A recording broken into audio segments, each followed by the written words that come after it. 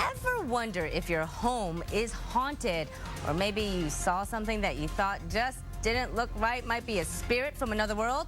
We are talking to the experts who hunt down the ghosts. It's all now on 10 TV News HD at 8 o'clock.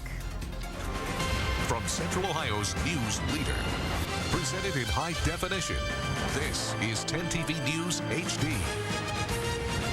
Happy Halloween from all of us at 10 TV. Question, do you believe in ghosts? Oh, we'll see. All right, well, if you don't, they do. Look at this.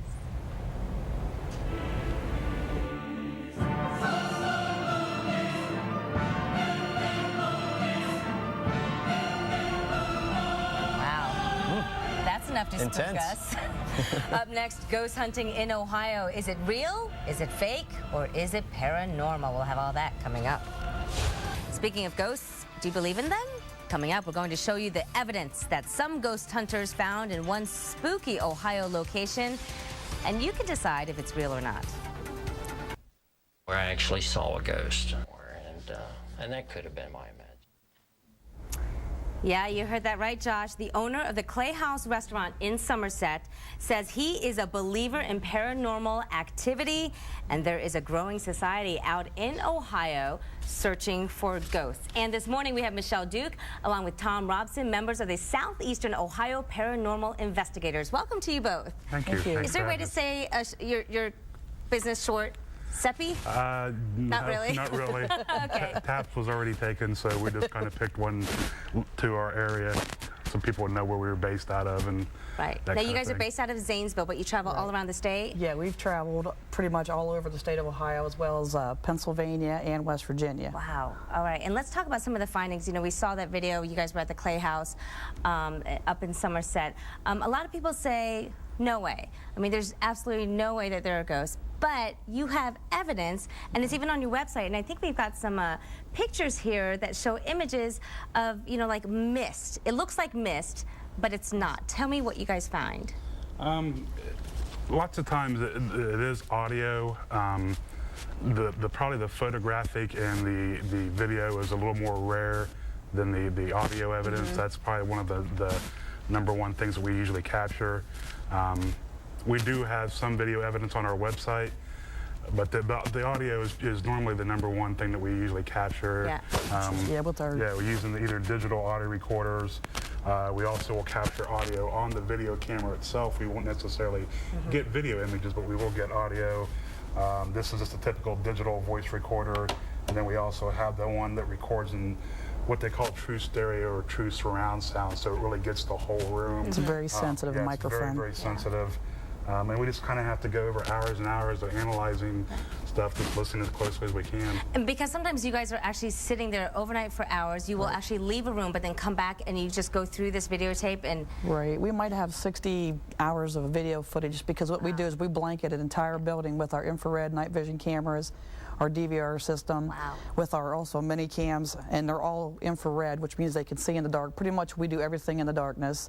They can see in the dark, so we might leave a room, but we'll have the room blanketed with recorders and audio, video. And so you have your infrared stuff here. Where's the infrared camera? That's that would over be there. Okay. This, very cool. This is just a handheld one. It's equipped to shoot in IR and night shot.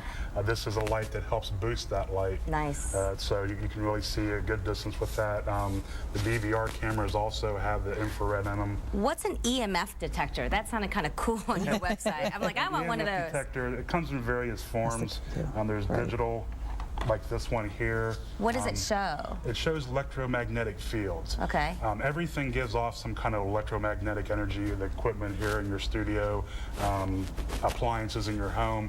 What we do is we go around, because the theory is that spirits, when they manifest, they draw energy and they can disrupt EMF fields. Wow. So what you do is you take a baseline reading of a room. Once you know what that baseline reading is, if you have any odd fluctuations where it jumps way up, it'll show up. This one does by lights. You can see when you turn it on. It has lights that light up.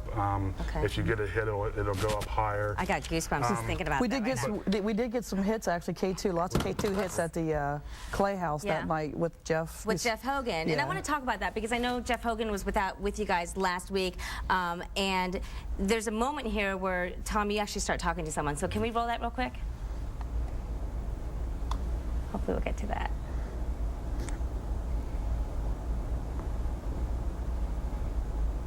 Okay, I apologize. We apparently don't have it, but wait, I'm being told we do. Listen to this.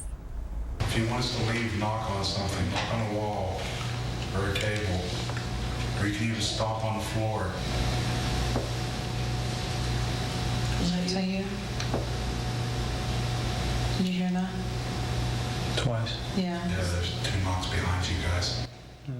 Shall talk about what that was. We actually had a recorder, which is the digital recorder. We're having different. That's okay. We actually had a digital recorder right between Jeff and one of our investigators.